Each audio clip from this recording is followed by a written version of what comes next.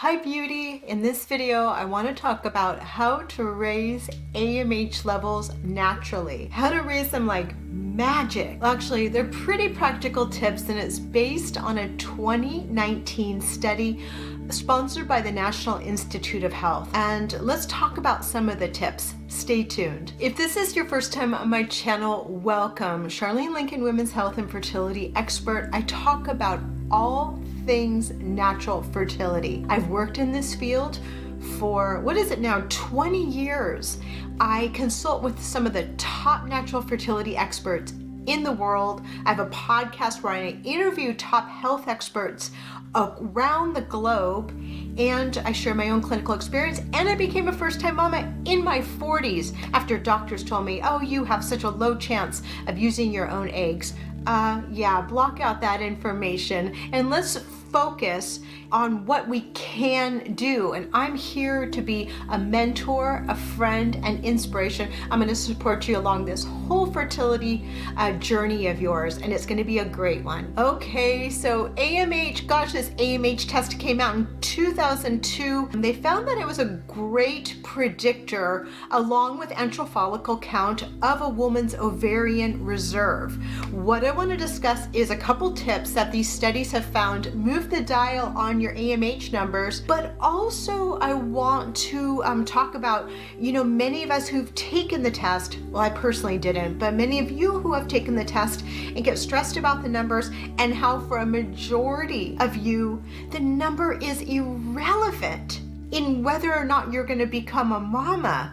I'm going to tell you what really counts. Just boosting your fertility and increasing your chances. Sound good? All right, keep watching. Okay, so let's first talk about AMH numbers, how to boost them. This is what the studies talk about, so let's get to it. Okay, number one, I'm just going to start with kind of the most obvious one, but the studies did discuss this. It's to stop smoking. I'm assuming that most of you have already stopped smoking, but I know how it goes. There's social smoking, there's the occasional smoker, or there's the everyday. I mean, there's so much stress, and that might be a tool that you use to pacify it. So let me be kind of like your mom. You need to knock that out. Whether it's the occasional smoking with your girlfriends, coupled with some drinks, this is the time to stop. Your future baby does not want you to smoke, your body does not want you to smoke, and your eggs and ovaries hate cigarette smoke. It actually ages them, shrivels them up. It's not good in any case. So they showed that smokers have lower AMH levels. I'm going to share with you something. I used to be a smoker. I was a social smoker, and then I had a big breakup, and then I became an everyday smoker, and it was rough. I really wanted to quit. I tried acupuncture, I tried hypnosis, and what really helped me was a book called The Easy Way to Quit Smoking by Alan Carr. It has helped thousands and thousands of people around the world. It helped Gwyneth Paltrow. Look it up, it's on Amazon. Read it, and you'll be surprised. At the end, you'll want to drop your cigarettes. It's weird. It helps so many people. Number two, obesity. The studies show that women with a BMI, body mass index, of 30 or above had lower AMH levels. Actually, it was like 65% lower. Yikes, because ideal BMI is 20 to 24 and a half, around that range. If you do need to lose weight, overall is better for fertility, then I recommend, keto diet, there's intermittent fasting, and there's also the wheat belly diet plan. I have a special affinity to that. Dr. William Davis, who's the author of the Wheat Belly Diet Plan, he is a cardiologist. He saw that cutting out grains and wheat significantly improved health, decreased body fat, and adding a lot of good quality fats. It's similar to keto, except that it really emphasizes vitamin D optimization, and I'm going to talk about that in a minute, establishing microflora in the gut, which those are critical for good fertility. So I love that. He has a lot of great recipes. Wheat Belly Diet Plan, keto, intermittent fasting, find one of those that fits for you, and very effective for weight loss.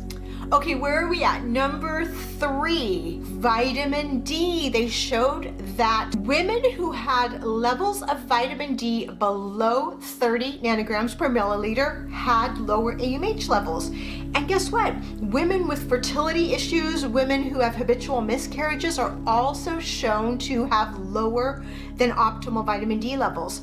What all the fertility experts that are in the functional medicine, natural fertility field recommend is between 50 to 80 nanograms per milliliter.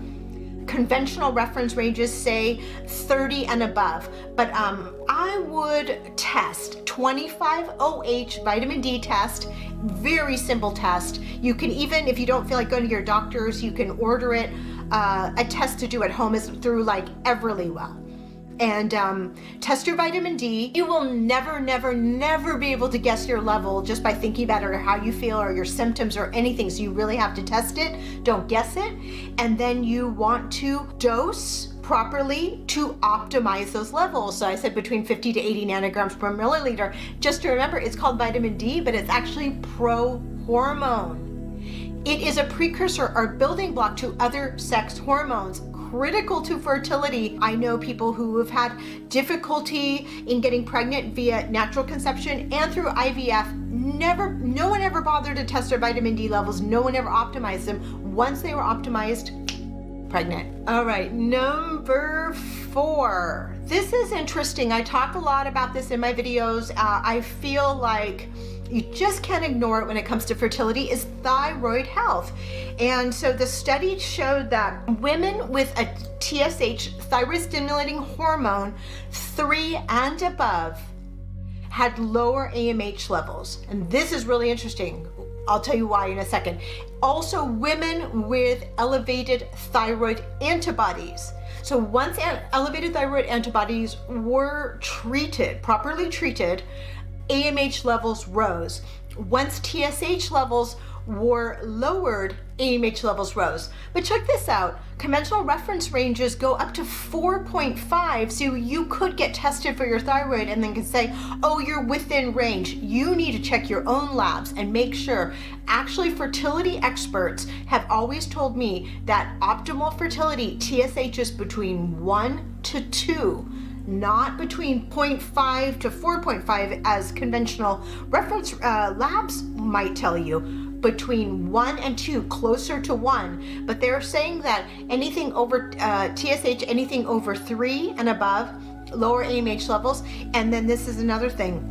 You could test your TSH. It could land between those conventional reference range levels. And then if it does, they'll never test your antibodies. It's a shame, but a lot of doctors won't. And thyroid antibodies elevate, they have shown to elevate preceding any abnormalities in your thyroid labs. I hope I made that clear, but let's say this. Your thyroid labs could look totally normal, but your thyroid antibodies could already be elevated years before it shows up in your other labs. When your thyroid antibodies are elevated, it can point to an autoimmune disorder called Hashimoto's, which can lead to very difficulty conceiving or maintaining a pregnancy to term. So please get your thyroid antibodies tested. And if your doctor's not willing to do it, there's private labs. I think Everlywell, once again, you can get your antibodies tested and all your thyroid markers. You know, I'll point to another video and it'll talk about all the thyroid markers that you should be requesting from your doctor. And if your doctor doesn't do that, fire your doctor and go get your own private labs. We have that option these days. It's wonderful. Okay, so I hope I didn't forget any of them. If I did, I'm going to put that in the description below. So as I said before, the AMH test was created. So AMH serum, antral follicle count, plus age. IVF clinics put a lot of weight on this because it determines how well you are going to respond to IVF stimulation drugs. If your AMH levels are too low, then they're probably going to tell you you're not a good candidate for IVF. But do not worry, my friend. Many women with very low AMH go on to have very healthy pregnancies, big, beautiful, thriving babies.